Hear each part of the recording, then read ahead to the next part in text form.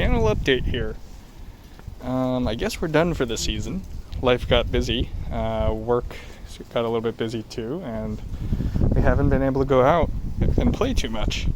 So, since we're basically done for the season, I'll probably have to clean up my bike, do its maintenance and whatnot, and fix all the random damages that are still outstanding from our shenanigans in the trees. I gotta replace this again.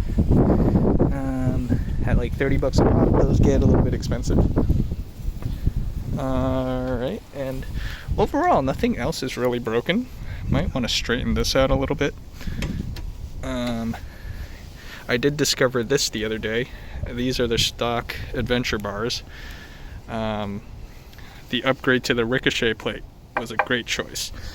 And I had this Touratech add-on that reinforces this from getting bent and crushed in. I found that this is bent. Look at that. Pulled the whole bushing out. Probably just unbolt this, put it in a vise, and just bend that so it's straight again, and just put it back. But I guess that's it. Well, we'll see you next year, I guess.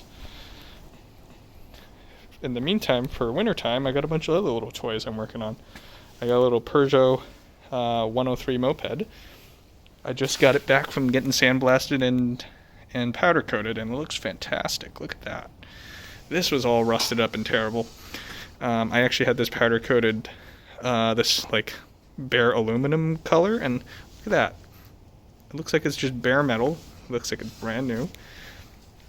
I chose sky blue for the bike because that was already the color that was there, and the handlebar was rusted and pitted to hell.